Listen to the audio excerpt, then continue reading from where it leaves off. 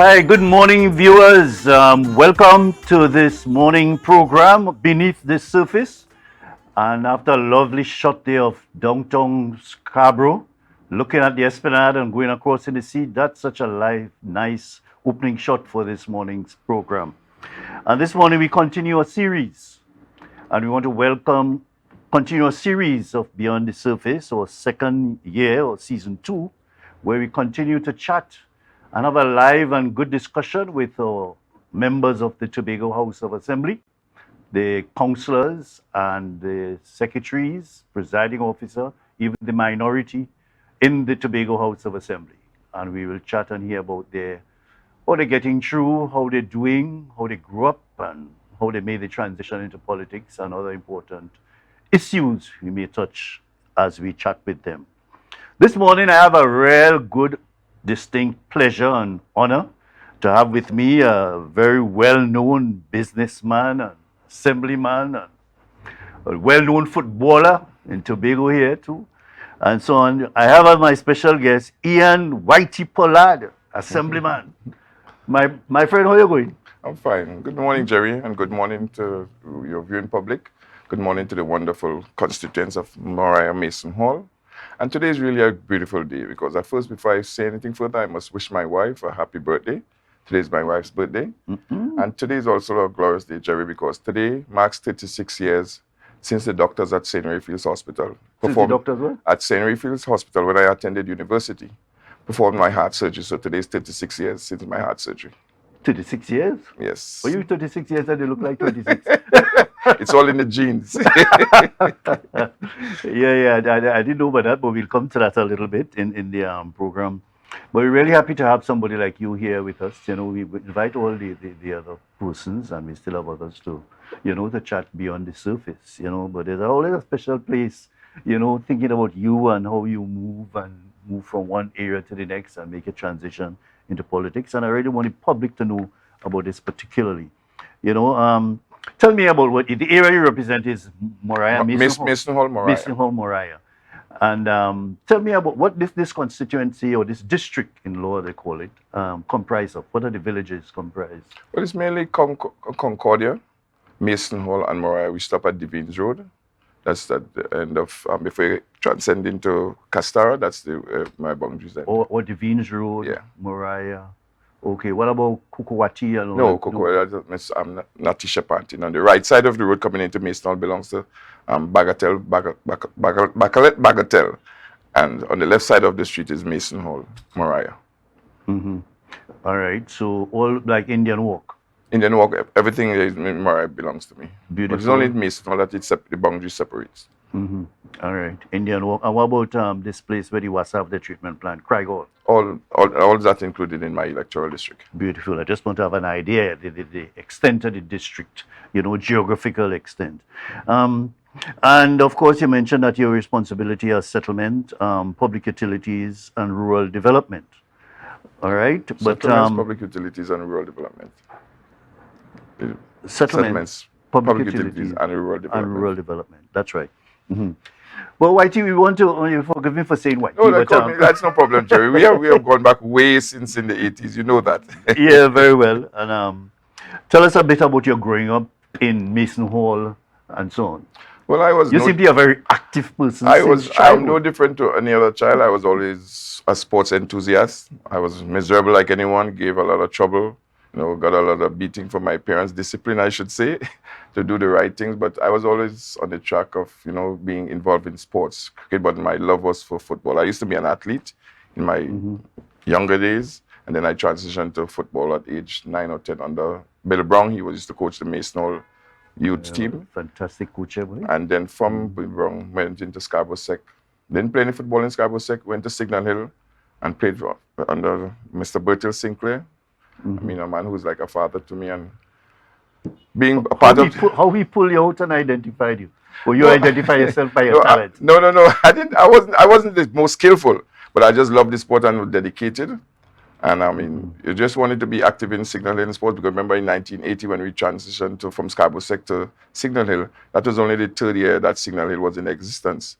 because Scarborough Circle was a 5-year school, and then they built Signal Hill. And then being part of the first intercol winning team in 1982, I mean, setting history for the people of Tobago, I mean, that says it all. And actually, we have like a semi-reunion, and because we have Dr. Frankie Mohammed back home, and Curtis George Archie is here now. So we're going to have a little semi-reunion at Coach, go visit Coach this afternoon and spend some time with him. What? That's great. Yeah. So Frankie Mohammed will be here, and this boy, Wendell Moore, and these guys will be here? No. Those two.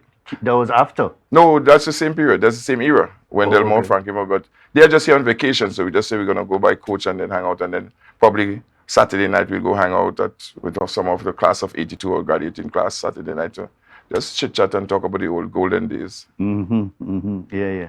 But in growing up in Mason Hall, tell me about your parental guidance and so on. We always seem to think and we seem to be linking and the parental guidance or grandparents' guidance in those days really contributed to make the citizens who we are today. Of course it did. My parents, I grew up hard like anyone. I grew up on farm. My father had 20 acres of farmland. So we had cows paddocked off in a section, and we had vegetables planted, and he had cows way up in where you could almost see Castara. He had other cows, so we will have to see about the cows in the savannah in the morning, and then probably walk from Mason Hall to Castara to change those cows way. So I grew up hard. Walk from there to almost to Castara, past the Vines Road? No, we're passing through the Easterfield Road, go up to Benatrace, and that road takes you right over to Castara. So we had cows tied that far away from home. So you had to do that on mornings or when you on afternoons? Oh, afternoons. Afternoons. So that's a tall. But in the morning time, you still have to go get the milk from your dad to bring back home to make tea. You have to sweep the yard. You have to see about the pigs. I was in charge of seeing about growing up the pigs, the sheep around the yard, and stuff like that. Because I was, like I said, I grew up. Let's say I had sore throat when I was 6 years old, and then the streptococci bacteria left the throat and went and lodged on the valve, and that keep eating away of the valve, the aorta valve. So I was always in hospital taking penicillin for once a month till I was 13, because there's only so much penicillin you could take in your body. And then the doctor said, well, that's all they could do. And then I played football and then went away on scholarship. And when I went to University of New Haven, the 9th of September 1987, I thought it was just you just go and you get your uniform and you play, but you had to do a medical. And within 7 seconds, the doctor testing said, you need heart surgery right away. I was like, what? He said you could go and play and come back. And I was like, you gotta be crazy. You just told me I need heart surgery and you tell me to go and play. But I played the game, and I came back and he explained it to me, and he told me, one thing I could remember, Dr. Christopher telling me, is that it's 3 things about heart surgery. You could detect it too late, too early, or just in time. And he asked me, what category you think you fell in? I said, I don't know. He said, you're just in time. So we made preparation to have the best surgeon on the East Coast do the surgery. Which area, which state was that? Connecticut. I went to school in Connecticut. And we set the date of November 23rd. We had the best surgeon, Dr. Vassan B. Kachne, said he's going to do the surgery. At that time, it costed 20,000 US. And 20,000 US at that time was like 20 million TT. Of course. And then, the school. What year that was? 1987. And then the school covers you by $10,000 insurance, 5,000 as a student and 5,000 as an athlete. And when the doctor finished, he said, forget about the 10,000 that we owed. Really? So he did it pro bono. I was back in school in 1 week, and everyone was shocked that I was back in school in 1 week. So what you did with the valve? You changed the valve? They changed the valve. I have and do all of that so quickly? I have the second oldest valve in the world. There's another gentleman who did the surgery for me. His valve is probably around 47, 48 years he has it, but mine's 36 years today. How long those valves last? They said 40 years, but it could extend, because when you're doing this kind of surgeries, 3 methods they could use. They could take out the main vein from your leg, as what Mr. Robinson did. They could use a pig valve, because pig has the same valve as human, or they could use a prosthetic valve. So I chose the prosthetic valve because the pig valve and the valve in the leg, every 10 years you have to replace them. So this had 40 years and a month above lifespan. So I took that, and I usually go back to visit what you call it, the prosthetic, is prosthetic valve. It's a kind of aluminum valve that allows when the blood pump through it closes, because before the valves never used to close. It used to be like this much. So the valve, blood was draining back into the heart, so making the next pump much harder. Yeah. But I go back to visit my cardiologist every time I go to the United States. The same one or another? Same one. He's still alive? Yes, he is. And what is he plan to change the valve next 4 years? Well, it all depends. Every time you go back, you do an ECG, they do run tests, and they say that everything is working perfect. If I don't tell you that I have an artificial valve, you wouldn't know. I wouldn't know that. I didn't know that. I didn't know that part about you at all. Yeah. But it's interesting because I didn't know that they do such valve repair or replacement 36 years ago. Because I think not so long they've been doing that in Trinidad. Yes. I know they do it in Trinidad. Yeah, and when that occurred, they told me it's a routine procedure. I mean, I was out for like 4 hours because my surgery this morning. I tried to be up before the surgery started. I remember the surgery started at 6 o'clock that morning. Today date, 36 years ago. And they told me it lasted about 4.5 hours. And then those days they cut your chest? Or yes, I have an incision about this long on my chest. And then after that, I went back to school after 7 days, did my exams, took the semester off, and came home in order to heal. So you took some time and come back? Yeah, one semester off and then went back to school. 1 semester? Okay, yeah. All right, that was quite interesting. That is one of the things that I didn't know about you at all, boy. So that was one interesting part, but we're just going back to parenting and growing up in the community. That was extremely important. And I think that had an impact on your life. Of course it did. And in those days, the village raised the child. So you couldn't say anything around your neighbors. I mean, they helped discipline, they helped mold you. And I mean, I'm ever eternally grateful for the community which I grew up in. And because we grew up around extended families, my grandmother was alive, my aunts lived with us. So, we had extended family. So in the same little same area. So when we had to play football, it was like 12 of us. So we didn't have to call any neighbors to play windball cricket. There were enough of us because I came from a family of 8. It's 8 of us and 4 boys, 4 girls. And then my aunt had like about 7. So then another aunt was living close by, the Harry-Lals. They are my first cousins. So we had enough members to play right. But molding by my parents and the community was, I mean, I wouldn't change anything because they helped mold me to who I am. And I was a member of the Cub Scout from a young age. I led the Tobago delegation to the first Caribbean Cabaret at age 9 to Barbados. There were guys 9 years old, 10 years old, and I was 9. I was the youngest person, but they chose me to lead the delegation in Barbados in 1976. You did a lot of things, boy. And you think all of that contributed to the way you grew up and the family support? And Yes, it did that because the Scout movement, you had to have discipline. So it all molded me. So. Yeah. And but that seemed to be a general thing where parents seem to have a greater role in a lot of successful children, if you want to call it that or describe it like that. And I've seen that coming through with a lot of successful people. But there will be a few exceptions that, with children or turn out quite differently, and some disrespectful, some go into the other ills of the community, whether it's drugs or that sort of thing. I guess it comes from this support because I could remember my dad showing up at every game I played at Signal Hill.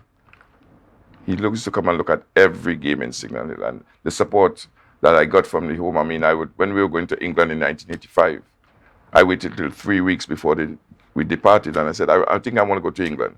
And he went and sold his biggest bull to give me airfare and spending money to go to England when Sinclair Coaching School went to England. So the support is always there. But some persons that take the deviant road, I mean, it's the support that probably is lacking in the home. I try to be, my son is 35, my daughter is 20, going on 29. I'm still very much involved in their life. We discuss every matter, from boyfriend, girlfriend, to choosing a wife, to business, and I try to get them involved in the business, and we discuss everything. Just like me and my Even my grandson is 5 years old, and I have him in the business since he was in arms. Yeah, that's the idea. That is how it should be. That is how I do it as well. My last girl, when she was a 5-year-old, she was involved in every decision with me. Yes. Every decision at 5. Yeah. So they grew up understanding the value of these things, business and working with parents and doing things, having the respect, and if they disagree with you, they come politely and say, listen, I don't think this is the best. And I have children who are very vociferous. They don't they let me know how they feel. Yeah. To me, that is quite healthy, especially from young, and doing the disagreements in a very positive way, in a polite way, in a respectful and mannerly way. Yes. That helps, in developing the kind of character that they develop, But Whitey, we just want to go to your response, how you deal with your district, in how you operate in your district, how you deal with the needs of people with so much expectation of you, and so on. Politics is not a nice thing. You can't please everybody, and you have to find a way to dealing with everybody, if not pleasing them? Well, that is so true. I mean, you are a former representative, so you would know. But that is so true.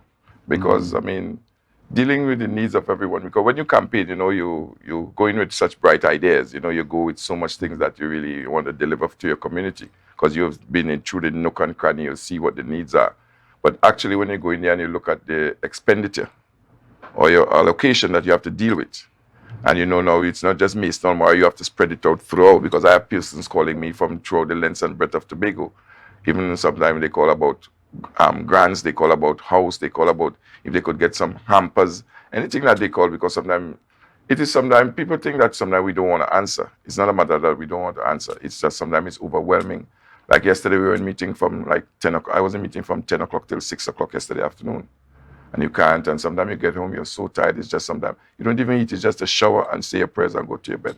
And most mornings I'm up at 2:30 in the morning, writing up what I want to achieve. But it is really a challenge being a representative. But I'm going to do my best. I continue to do my best because I have a plan that you learn. All representatives are OJT.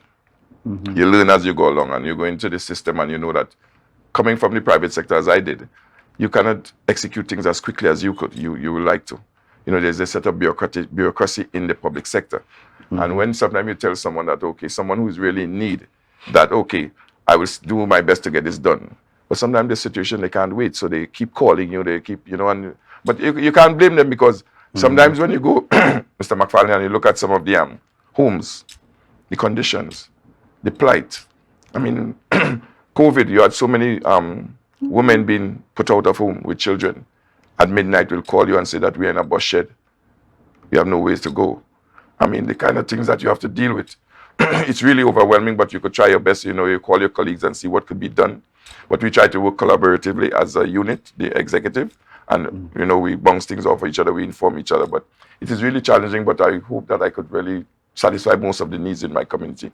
Yeah, that is always a big challenge. But we have to go for a quick break now, and when we come back, we continue talking about how you could prioritize and have an operation or systems as you serve the people, and how you could better serve them. We talk about that when we come back. So wake up and hear me, neighbor. 60,000 people strong. Let's go. It's a brand new night. Yes, folks, we back, and we talking to Ian Pollard, Ian Whitey Pollard, as he's popularly known here. And we want to talk a little bit about your operation. Part of the problem in the communities or in the district or in the areas that people represent, they're not getting in touch with their representatives. It's a serious issue, especially a regime like this that wants such a landslide win. The expectation of a greater number of people is what is showing up. People expect you to be dealing with the issues, and there'll be more issues to deal with because there are more representatives in their party or whatever it is. But you have to have a system. There are very few assembly people that you can call and get a response, or I will call you back, or I'll see, or somebody have your number, will take a call, and so on. There's a particular minister in Trinidad, I don't want to call his name. When you see a call, his secretary or somebody or his personal assistant have his phone. If in a meeting or in parliament, this person have the phone. Anybody urgent or thing, they take messages and they pass it on. Something had to be done in this space where people could stay in connection with their people, with their representative, not maybe at all time, but have them respond or take a call. That is a serious issue in this administration. Gerry, I hear that, and it is not going to shy away. It is what you're saying. Sometimes you can't get in contact with us, but we do have plans of bettering that situation. Because up to yesterday in our executive council, we discussed about going back out into the public. Because I mean, some people try to meet you, they really can't get you. Sometimes you don't answer them, you don't return the calls. I'm guilty of it. I'm not gonna deny. But I'm saying you should know that after 2 years, you should know that is an issue, yes, and so on. Even before 2 years, Gerry. Even before 2 years. But now that we have a plan, because I personally was working with a plan in that I had to straighten my division, because I keep telling my constituents when I meet them, for me to bring the service to you, my division has to be where we are able to afford you the services that you require. Because you don't expect to see me 5 days a week in Mason Hall and I'm not seeing taking care of the division, because we're talking about changing the policies, changing of the grants, the housing, everything like that. So it's bringing persons, and you get as a customer, you get the pushback from persons working in the system, that you seem that okay, they're delaying the process or hindering progress for the needs of the persons. So I've spent the first 2 years of being in office trying to set the division, put it on the footing that I would like it to see, or the vision that I have, or mandated by the Executive Council, so we could put everything in place so we could better serve the needs of the people. Now it is, once the division is functioning, for me, I will be back out in my constituency as of January 1, because I will know that the housing developments have started, the grants program are structured the way it's supposed to be structured, so I could know that they could have a smooth flow within the division, and I could be in my constituency. So I always apologize to my constituents that, okay, you're not seeing me now, but it's because of this reason. But I am not going to shy away from the blame that you're not there as much, but I intend to do a much better job. But not we only live in a myself. technological age, Whitey, Yes. and why you can't have at least two persons taking two numbers that at least the public can get in touch with these persons or your advisor. Sometimes I had a problem too. Sometimes I can't get in touch with the chief secretary. I had to call nurse or somebody in the thing and say, tell the chief I want to talk to him now or urgently about something. Before you get this. It shouldn't have to reach to that. If I can't get him in a meeting, the phone must just go to somebody or one of his 2 or 3 assistants or somebody, and they say, listen, and they're going to get in touch with the chief secretary and say, listen, Gerry wants to talk to you about an important issue or something. Yep. Don't just have the kid try and call in, you ain't getting no response. I think it's unacceptable. Like I say, point taken. I am guilty. I'm going to speak on my behalf. I am guilty of that, and I intend to change it, and I know the team, we intend to change it and better serve the people and respond to the people, because sometimes the people just want to hear you or just want to see you. Sometimes it's a minute. Sometimes it's real urgent. Sometimes it's real urgent. So we do return calls sometimes. I don't know the protocol of other secretaries, but we try to return a call. We try to see the public, but we intend to do a better job of responding to persons. Yeah, definitely. We want to talk a bit, before we run out of time, of your responsibilities as such. Settlements. What are the priorities of you? Your settlements, your public utilities, rural development. Your priorities for each of those areas, or you just have general priorities for the division? Well, I have over the direction and control of the division, but my able assistant secretary George is in charge of public utilities and rural development. So TNTech, WASA, TSTT, Digicel, and the rural development is under his purview. I will just be overarching guidance over the whole division, but I am only focusing on the housing aspect, and he has that, because, as you said, the overwhelming victory that we had at the poll, each division now could be afforded an assistant secretary to take the burden off of you, the secretary.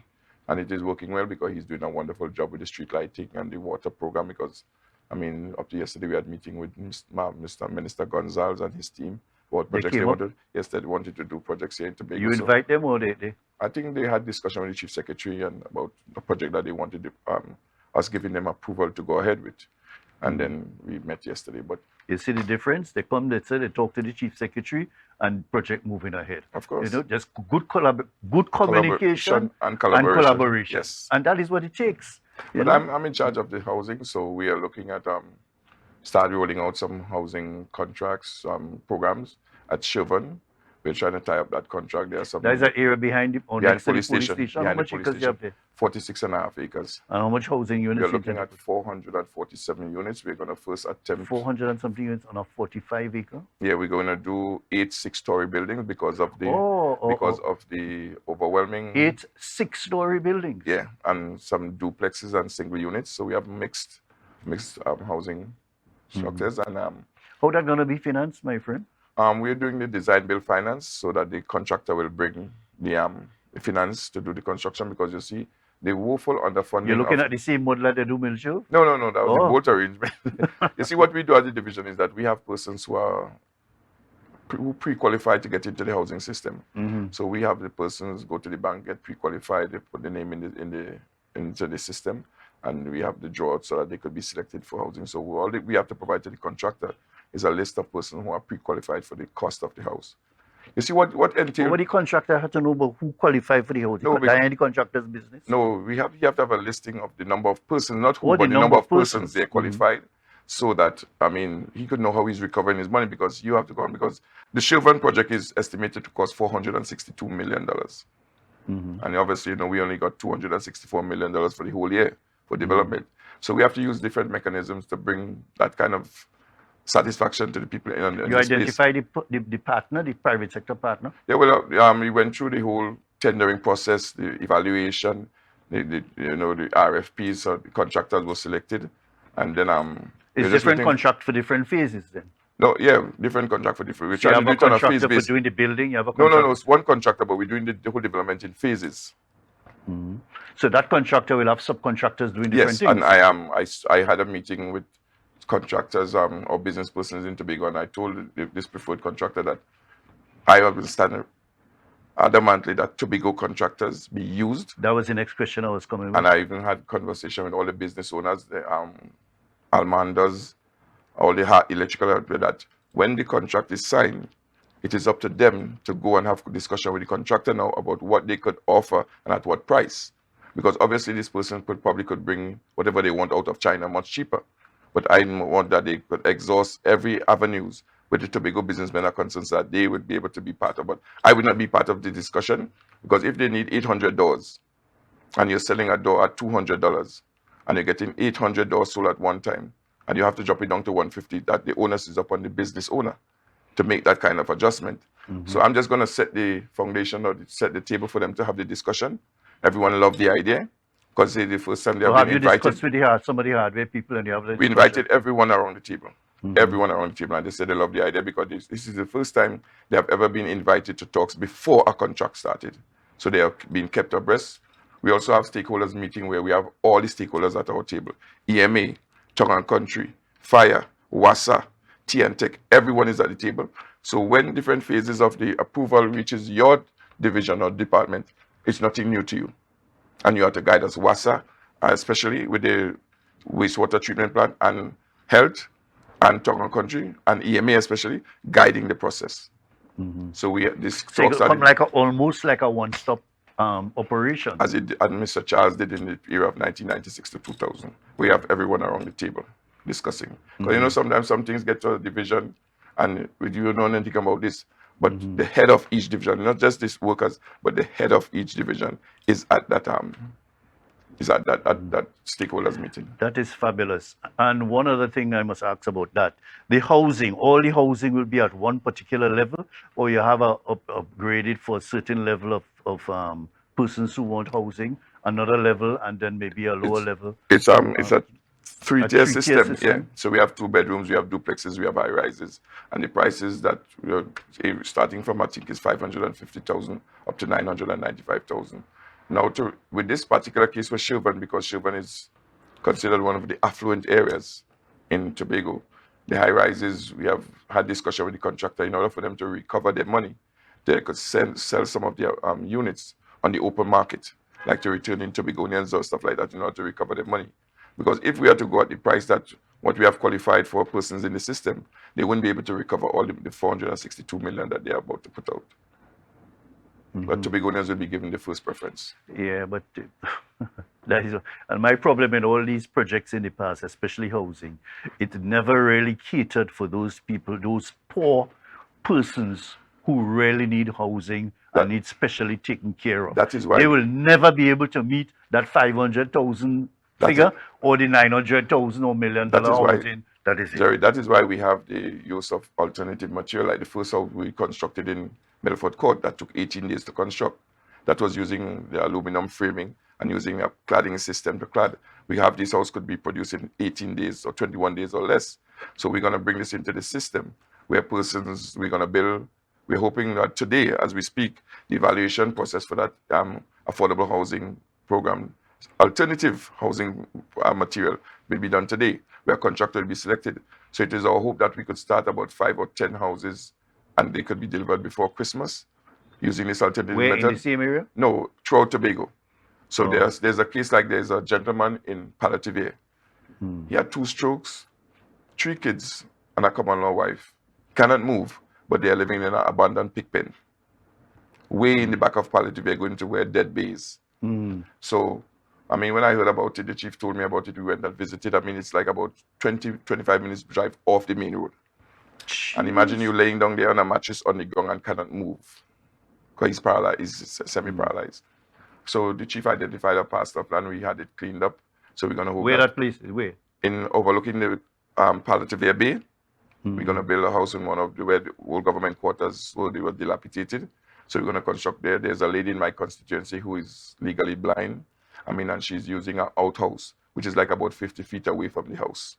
The house is leaning, the outhouse is leaning. So we are out there looking, not my staff, but I accompany my staff also. We're out there looking at this situation and looking to provide housing for these vulnerable persons. So we are trying to get corporate Tobago involved to see how best we could assist and see how number of houses. And once these houses, this contractor is selected, we are hoping to deliver about 5 at least for Christmas. There's a lady in Craig Hall in Maidstone where a landslide went through a whole house, Miss Suklal. So we are hoping that these persons who are really in need are the first person that will be constructed. There's a guy in Plymouth and always talking about it to all the secretaries and so on. Amputee, both legs gone, he's diabetic, starving, no form of income. He was getting a little allowance. Now we meet 60. They say he can't get it again. He ain't getting the old age pension until he's 65. And all that kind of certainly we're going to see about all. Our first choice is the first set of persons we're going to construct homes for those persons, those injured persons who really cannot help themselves. 2 feet. He definitely falls into that category. Definitely. So we're going to actually have it done. But we're hoping that we could bring relief to most people where there's I agree with you. That category, those categories, especially immobile, and so on, and amputees. But there are certain criteria because the Executive Council approved the note, so the priorities that we're going to use, the guidelines we're going to use, that we're going to use. Also, we're now putting in place because the division didn't have to meet the structure that will suit to 2023. So because we have been told by the Auditor General that we should have an oversight committee and it shouldn't be done by member of staff. So we are now putting an oversight committee to overlook all these applications for these persons and not done by some individual in the division. So we're putting things in place so that we could actually attend to these cases. But those people will be attended to. And if we could get 5 houses built before Christmas to give to this person throughout the island, it's going to be a win for the whole of Tobago. Yeah. And notwithstanding that, Gerry, I would like to tell the people of Tobago, and I'm going to go slowly. It baffles me to know that today, 2023, I could go through all of the existing developments. Like Milford Court. Milford Court came into existence in 1974. And yet in 2023, I could still find 11 parcels of land inside there that are unutilized. There are 4 townhouses in Plymouth still yet to be given out. 4. There are 29 parcels of land in Bleming still to be given out. Jesus Christ. What about Colin? Colin was given out, but we are now going to do, the Chief Secretary is going to do a development of the 30 acres that is remaining there, so we're going to start giving out lots to person. In Castara, there are 52 parcels of land still to be given out, some to be developed. Where that is in Spring Hill? In the same housing development. Okay. So we are trying to give out at least 75 to 95 parcels of land and houses combined to people of Tobago before Christmas. That would be more than a fantastic achievement, although it's so impossible how the public it's not service impossible works. Because right now we have surveyors identifying the parcels of land because, we discussed yesterday at what price we could sell a parcel of land for. If we're going to sell a parcel of land, 5,000 square feet for $75,000, that's a win-win. But it's about, it bemoans me to know that Tobagonians have been clamoring for these things, and we have so many, even in behind the patent in Bonaccord, Kilgwin, there's still parcels of land there to be given out. It is my intention to give out every parcel of land that is available. Everyone, because the older you get, makes it harder for mortgage and mortgage payment. Because we have persons in Belgarden who have written me or called me and said, Mr. Pollard, I'm no longer interested because I'm close to the age of retirement. Because the Belgarden development have been going on for like almost 10 years now. So we're hoping that the deadline is tomorrow, but I know there are some challenges. So there are 19 additional parcels there. So we're hoping that we could be giving those out before Christmas so that Tobagonians could at least get some measure. If you could really do, this thing had to be so carefully done, especially from a political point of view and an socio-economic point of view as well. Those persons who are in real need, and you have to balance that with those persons who you're giving out those lands to, who can pay for it. Of course. And there might be some persons that you have to give special attention to. It's my intention because of the underfunding of the division that we use the revenue coming in from the sale of these parcels of land to go and build more affordable housing for persons that are in need. Because not just a gentleman in Pigpen, we have a lady in Cologne, I mean, in Mount Thomas, I mean, the real dilapidated areas. We went out last week with Habitat for Humanity. I mean, and you would surprised to see some of the conditions that people living in, which is only because Tobagonians, we have pride. Some people hide, you know, but the conditions are totally deplorable. And we are waiting on Habitat for Humanity to bring a model where they should be unveiling this week, where persons who own lease property, you could bolt the house up together. So even though there's a fallout between you and the landlord, you could unbolt your house and move it to somewhere else.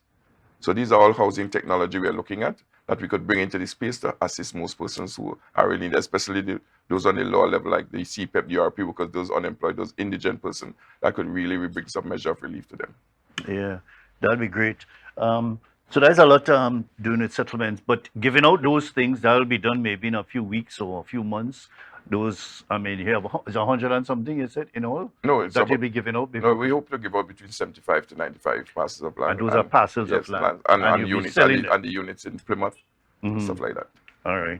What happens now for new developments, for settlement particularly? Well, like I said, the development at Adventure, not at Adventure. And you know how long these settlements take? Yes, but you see, years and years. But you see, that is because of the underfunding and by the central government to the Tobago Assembly. So we cannot, because look at it, Mr. McFarlane. My division was given $13.4 million for development for a year. But recently, you heard that the Minister for Finance gave Minister Leon. Just now, let's go for a quick break and we come back. All right.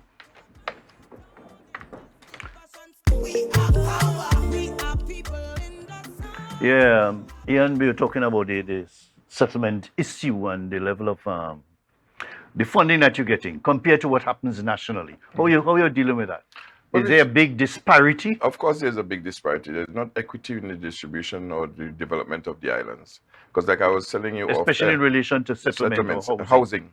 Because we were given 13.4 million and never... 13.4 million for what purpose? For development of the division, every aspect of the division. Just general development? Yes. 13 million? 13.4 million. But when you look at what was given to Mr. Leons and the housing minister in Trinidad just about 3 weeks ago. Leons is not a minister, is he? No, he's not a minister, but he was given to him his portfolio. And they were given $200 million. Mr. Leons was given $100 million to construct 600 homes, starter homes in Trinidad. And then the minister was given $100 million to develop housing in 26 communities. But in Tobago, there's not 1 cent given for housing development. That's why we had to do revert to the design build finance to have someone bring money into the space. Because clearly we are woefully, we're not funded where that is concerned, and not only in settlements, in other areas. Secretary James was given $46.7 million for divisional infrastructure, but the payroll for development program alone is $40 million. So all he has to do for development on the island is $6.7 million. Just be staff. So you see that underfunding, and so that to talk about autonomy is real, and it's something that we have to adapt and voice very vociferously here in Tobago, because we cannot. But what some of your parliamentarians doing about that? There's nobody in parliament that you could talk to. What is happening at that level? I think that where policy is made and decision is made. You know, Gerry, that everyone loves Tobago when it's convenient, because I was saying this morning when I got up. It's the first time in the history, and I'm going to discuss it today in our debate, that we have 7 Tobagonians sitting in Parliament. 7? 7. The Prime Minister, the 2 ministers, East and West. We have Senator Hislop. We have Mr. De Freitas. We have Hasselbachas, and we have Miss Maria Dillon Remy. 7 Tobagonians. And what changes have they made or brought to Tobago in the 8 years that they have been in office? And I'm saying, are we better off with 7 Tobagonians sitting in Parliament than when we had 2 or 1? And clearly they are not advocating on the development of Tobago, because look at Mayston Mora. 6 of the 7 has roots in North and East Tobago. The only person who doesn't have roots there is Miss Dillon Remy. Prime Minister is from Mayston, Mr. Hislop is from Mayston, Mr. De Freitas live at Government House Road. Mr. Hasselbachas grew up on the North Side Road. So we have Miss Kojo was born in Mason Hall. The member for Tobago East is from the Eastern End. But we have nothing. Look at Mason Hall. The police station in Mason Hall is one of the oldest police stations on the island, and that is on the 6th schedule of the law. And these are things that they are not taking care of. I mean, they're quick to advocate or talk about what is under the 5th schedule that is to be dealt with by us as assemblymen. But they are in office, and you will be shamed if you go and look at the Moray police station to see the condition that these people who are to protect and serve, that they have to work in. The conditions are totally deplorable. I thought they were doing something about it. I didn't know that that was still in that situation. We have lost. I know one commissioner kind of closed it down. Yes, and then they opened it up because it was brought to my attention, and I made a meal of it on the media. But we have lost up to September. That was the 16th house on the north side. There's still not a fire station on the north side of Tobago. So if the fire breaks out now, we have to wait till somebody leaves Canby. And I understand that the tender is not even working, or leave Roxburgh to come over. So by that time, you lose everything. These are the things that I'm advocating for, and hope that I could work in collaboration with the government to bring to the north side of the island, because we are really, really lacking of. At one stage, I was very close when I was a member of the assembly. We were having a lot of fires in that community, not close to my district, in that whole Escato come back down to Black Rock and so on. We were having quite a few fires. Some people died during my time. And we were on the verge of because we weren't getting the money, and fire services complained that they didn't have ambulance and all these tenders and so on. We were on the verge of getting something, I think it was with BP or one of those companies, to give us a truck well outfitted. It'll be smaller and less to manage and maintain, but a truck to go through these narrow roads and get to the my fire. constituents You may have to do something just like that. My constituents are so behind me that they are saying that if once we get the okay or the collaboration, we're working with the central government to construct the fire station, a substation just for one fire tender, that they will contribute materials to construct it. That is so much that they are behind, and see the vision that I have for the north side. Because we need of an ambulance unit station there also. So that if in case there's an emergency, you don't have to come from Crown Point, or you're up on Mount St. George or somebody on the highway with the ambulance to come on the north side. But I've been saying the north side have been neglected. Yeah. Well, I was on the TRHA board, and we took a decision consciously to buy 10 ambulances of a certain size. And we were surprised. I'm surprised that after a few years, some of these ambulances just there are not functioning. All of them want to be located strategically around the island. So you're not taking more than 19 minutes, we time it, to move from any part where these ambulances located to get to medical attention at hospital. Well, I know 19 minutes. I knew we had discussions last week with the Secretary for Health, and I know that there's on the burner where they're going to get more ambulances, because I think they got one for Tima. But I know she's working along getting more ambulances for Tobago. But as you rightfully say, it's a strategic location. Yeah, and you have to make a conscious decision. We have to just divert money from other areas to get ambulance, to get people to come to the hospital to get service. You have to make these big decisions and bold decisions. But it's not a matter of just diverting funding. It's about giving us more funding, because, if you take away from some other area to focus on this area, other areas will be lacking. So we're clearly woefully underfunded by the central government to really deliver the service on the needs of the people of Tobago. And that is where the crux of the matter is, about our budgetary allocation. But I could bet you next year, when the whole autonomy bill comes up, they're going to come dangling a carrot to give us 6.8 or 6.9% of the budget in order to woo persons for the election in 2025. But why cannot it be done now? In the meantime, Tobagonians are suffering. Every year we have about 1,000 students leaving school in Tobago. 1,000, because I inquired from the Secretary for Education. Gerry, about a month and a half ago, I just put out that I needed 2 personal staff. I didn't let people know how much staff I needed. I asked persons from my electoral district who have bachelor's degree or master's degree, who are unemployed or underemployed. I had 107 persons private message me, 104 with degrees throughout Tobago, who are home. Some of them with master's degree are managing bakery, laundry, totally underfunded. The whole of Tobago, we need more money to hire these people, because it is heart-wrenching to know that you spend all your money. But on the other side, that you just can't employ people because you're with degrees. But you have to do things to create or facilitate employment and business. Of course, that may be so, but you see what has happened. 21 years under the former regime, and private sector was never encouraged on the island, because not everybody could come and work for the government. My 2 kids never work a day for the government, and they would never work a day for the government, because they grew up and saw their parents in private sector doing their own business. But some persons out there who dedicate their life to studies and come back now and either be underemployed, because I have persons with masters doing OJT. But we have to do something to encourage private sector enhancement and development on the island, so you could think that, because we always suffer from brain drain. Persons will never stay here to work for that kind of money, knowing that the amount of money they spend to gather their education, and they have to resort to a $5,000 or $6,000 And there a were month some job. people who benefited from scholarships from the THA. When I went away, Who Jerry, can't get work. it was 8 of us that went away on football scholarship. I was the only one who returned. I was the only person out of the 8 of us returned to Tobago, because I decided I wanted And to that come was a back home. conscious That was decision a you conscious made. decision. And you had other opportunities that you could have I could have stayed. stayed. I mean, ladies offered to marry me to let me stay and stuff. I said no. I graduated on Sunday, the 20th of January 1992. And I was back in Tobago on the 21st of January 1992. The next day I was back in Tobago. Yeah, some people like that. Some people just like that, and they're very committed to the island's development and so on. So it's not surprising like somebody like you will do that. But what are some of the other priority areas? I know these are big issues. This housing and settlement and funding is really a big issue on the island. And in my time, we used to have to find ways to do these things. As I tell you, we're working towards getting a fire, just a truck, Tender. a big tank, a good pump, good hose, and BP and some other company, I can't remember which was then, was trying to, BP I think was one of them, who trying to contribute the thing and so on. But little after that, you know, the election situation changed. Well, But people have to be innovative. That is the point I'm making, you know. Of course, Jerry. And I'm glad you got to that point, because, I mean, Secretary George, the Assistant Secretary, is doing a wonderful job where electrification is concerned, because he's in charge of public utilities. So you'll find places that didn't have lights, they're having lights now. I mean, so places that the lamps are blown, we have a good relationship with TNTech that they're going to change the lamps. And because before the financial fiscal year ended, September 30th.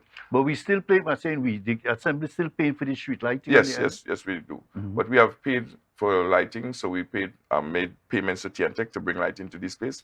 Yesterday, in our meeting with Mr. Minister Gonzalez, we raised the point to them that we have paid the money since before the end of the fiscal year. So we're hoping that these places that we paid for get electrification before Christmas, because the money is there. But what happens is that when we pay the money, Trinidad tells you when the project will start. So the decision is made in TNTech in Trinidad. So he said he's going to look into it. We are supposed to supply him with a listing of the areas we paid for and see if he could have it accelerated so that lighting could come. Water. Secretary George is in charge of water also. And we had a very fruitful discussion yesterday with Minister Gonzalez and his team of opening a well in a booster station in Goldsboro and transmitting water from the east to the west of the island. Because, you know, have a good supply in the east? Yes, a very good supply in the east. That coming from Hillsborough, right? Yeah, Hillsborough and Goldsboro and those places, they're good supply. So it's just a matter of the infrastructure. Because I brought the point up to them on yesterday. In Chauvin, where we're going to bring the 447 units, that means at some point in time, you're looking at 2 motor cars per home. Obviously, the highway will have to be widened at some point in time, because I'm a futuristic thinker. 15, 20 years down the road. And they laid it along by the Welcome to Canaan side, right on the verge of this road. I said, the left side going up is private property, but on the right side is state.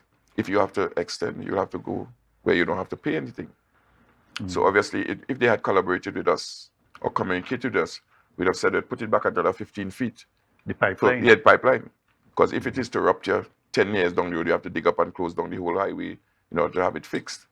So, I mean, they applauded the suggestion and the idea, and probably with greater collaboration. But we did, in fact, agree to have better collaboration, because I told them, even though it's a booster station on the island you're coming to do, I, as the secretary, with that purview, must be informed, and my assistant must be informed.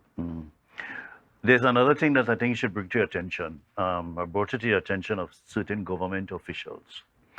In 1948, I think, the Hillsborough Dam was constructed and pumping water a few years after through to Mason Hall, from Hillsborough down to Mason Hall, and then spread out to different parts.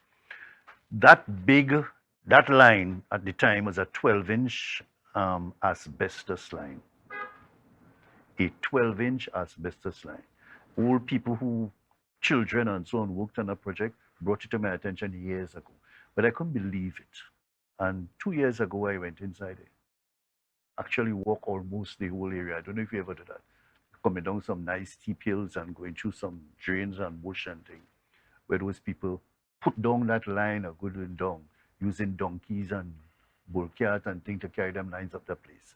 That is asbestos line, you know. Yeah. 80 years now, almost 80 years now, that you have those lines inside there. We don't know what consequences those asbestos Yes, lines yes. cause.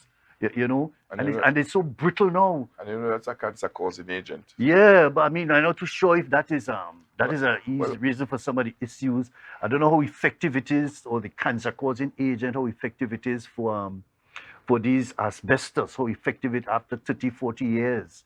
You know, but still, the lines are very brittle, and that's supposed to be a major project to change out those lines. Well- Very often, last year in particular, we had many breaks in that area, many breaks. And when you have a break in that line coming down there, all the areas on this side is be affected. Well, in all fairness, I knew that they did some changes of lines in that area. I have a very good relationship with the present Tobago manager, Mr. Brian Williams. I know they did some changes earlier in the year of those lines. I'm not sure if they It's did when all. it break. Yeah, Whenever it break, you just change out that one particular length. Yes, but I know there are plans to change the infrastructure, because that is what is happening in lots of throughout Tobago. That the aging infrastructure is causing that you dig here, you patch to the end, tomorrow 5 feet away there's another leak that's sprung And to up. me, that has to do with pressure management. Yes, of course. Serious. Of You course. have to manage the pressure. You just fix a pipe. Next 5 minutes, as they open pressure, the thing busts out again. It must be an issue of pressure management. So you, after you close back the thing, you gradually open the pressure. should- You're opening the thing wide, and It should be, but I know that they're making a concerted effort to actually change out the infrastructure. At least Mr. Williams and his team, his engineering team, they have, some good plans, because they keep me up to date every now and again. But we hope that we could work closer in this thing. But I know it's a holistic plan they have for the island of Tobago. And I don't know whether to get any funding to do this kind of things. But But that's the next thing. it's real serious with water. But what are the other critical? There must be a few more minutes again. What are the other priority areas that you want to focus on? Well, like I said, for this year and going on, the priority areas, because of the shortfall in our budgetary allocation, we are going to just focus on housing, electrification, water. That is all we're going to focus on. Well, the grants are normal, because since we're in office, we have given out over $25 million in grants. Will you give these grants to the boy? Home repairs, and we have this system being convoluted, because you have persons who are abusing the system. And from looking on at the whole program and looking at some of the houses, we could clearly see that the grants are not meeting some of the persons who they're supposed to meet. Because someone just want to change the windows of the house, but then there's someone with no flooring. I mean, every week they have to put something to prop the flooring. I mean, totally dilapidated. So we're restructuring the whole grants program. We hope that from the fiscal year 24 to 25, from my visit to Jamaica, they give you a one-off grant. They send in an engineering team, they assess your home, and they come up with a figure like, okay, it's going to take $60,000 to bring Gerry home to some habitable condition to live in. We're going to give you $60,000. It's going to be a one-off grant. It's not that every 5 years you could come back. We're going to bring your home up to that standard, one-off, based on the limit is approved by the executive council, and bring persons out up to that. And you giving them standard. the grant, you giving them the cash, and they do what they want with No, the cash, what or we- they can't. They have to effect the repairs. No, well, what and you pay them after. What we do now is we give you the grant for material. We have $15,000 grant. You have $7,500 for material, $7,500 for labor. They give you the labor checks so that you could pay the person. But we are looking at different situations. Some persons, in post-COVID, you have 4 hungry kids. You just receive a check for $7,500. And to do repairs to your home. I mean, these are things that actually happen. You'll look at your kids to give them some food. But what we hope to do is that have conversation with the hardwares. We're in discussion of formulating the policy. Have discussion with the hardwares and make sure that they could supply what is needed. So you cannot say that we're going to give the hardware a check and you only have part of the material and have to wait till you import. So once the hardware owners know the demand, they could now source the supply so that we could now provide these. And then we want to bring back the days of lend hand, where each community comes out to really help those who are really, really in need. And we provide you with material, because we have seen abuse of the grants policy. But it's a catch-22 situation. Yeah. So you have to always look at see how best you can curb the leaks or these means where persons abuse the grant situation. But we are working. We have a hard team that's working to make sure that we are now partnering with Habitat for Humanity. We are looking at situations where homes could be constructed and They say that in Trinidad they have a policy where they could monitor or have mortgage payments, people paying as low as $1,000 per month.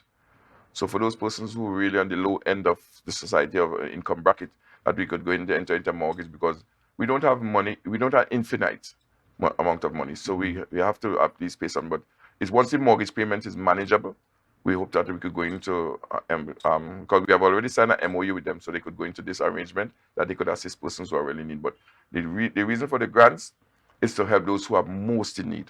And what we have found is that there are some persons who are really in need of the grants are not in receipt of these grants. So we hope that we could structure it and bring it under what the policy is supposed to be like. Yeah. All right. Well, I think we touched most of the areas that I want to touch, but I just feel that, they really need to have some equity in distribution of funds. All the areas, the division, all the secretaries I've spoken to have that as one of their main issues. And I will continue to say you have to be a little more innovative in what you do and try to how you could make do with the grants until the situation has changed. Yep. As a member of the assembly, early in those early days, my constituency, Blackrock, Plymouth, Scarborough RC, and some other thing used to tell me about.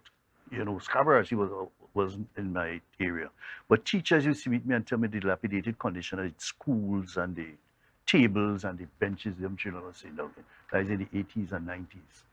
And one day I get so vexed. I said, listen, there was no money to do that. I was in agriculture. No money to do that kind of thing. There's something pertaining to education. But we have no money to do this. I go into a fellow named Niles in URP and said, listen, we have to find a way to fix all them benches in some of them schools. He said, Mr. McFarlane, where the schools are? I said, Scarborough, I said, Blackrock, Plymouth, I think Bethesda and some other school. He had a truck down there, and I had a truck in agriculture. We take it school by school. All them break up benches, we just load them onto the truck. The agriculture truck and the other truck for the yard. And we carry them down by URP.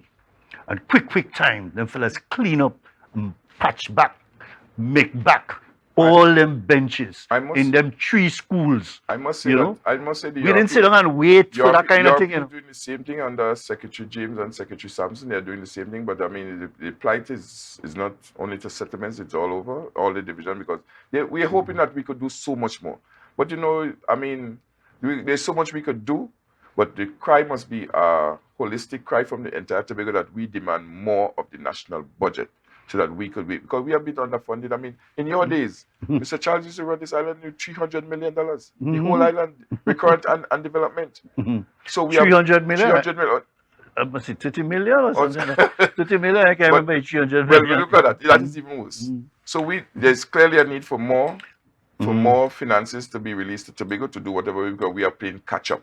The schools I need, I mean, everything is we are lagging behind in every aspect. And the administration has to take some blame, the past and even the present.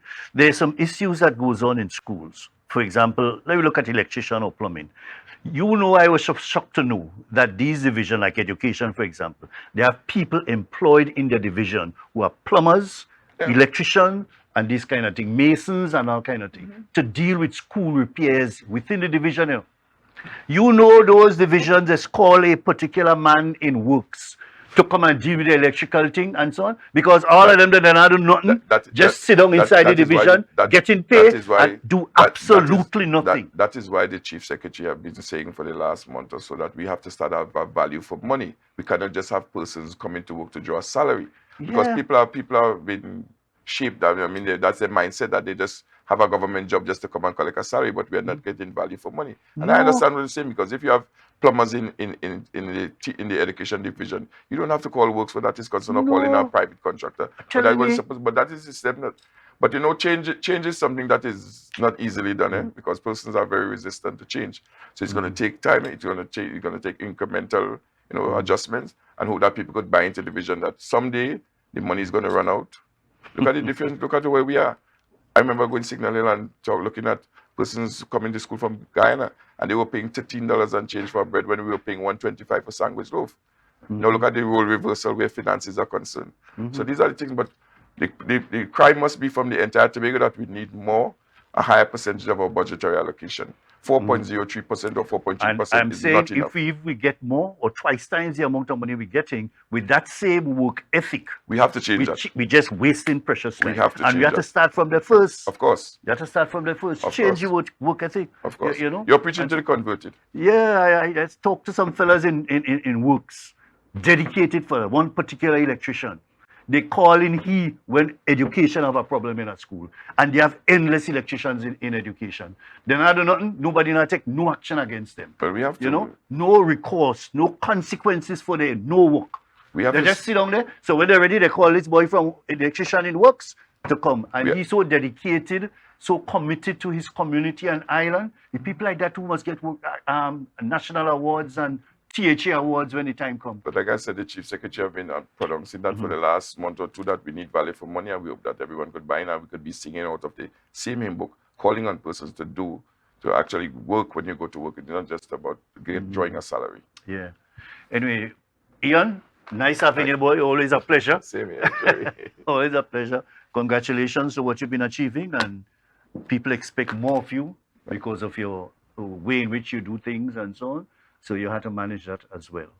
Congratulations. Keep the good work up and use all the resources, contacts that you have. And I know you have good contacts to bring relief to this society and help them to change their work ethic and the situation with them in this island. Thanks again. Thank you very Folks, much. this brings us to the end of this program, Beneath the Surface. And of course, we continue the program tomorrow. Who we have tomorrow, boy? We have Trevor tomorrow. Oh, yes, Trevor James will be here tomorrow. And of course, that will be another exciting program. And I think we might have to go for more than an hour tomorrow.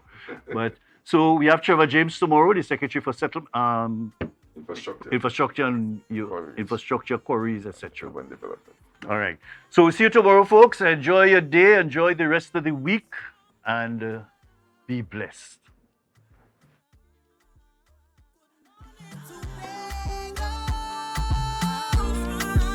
Good morning, Tobago.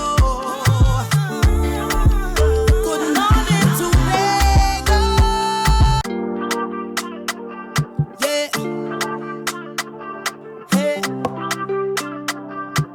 Tobago updates. Na, na, na, na, na.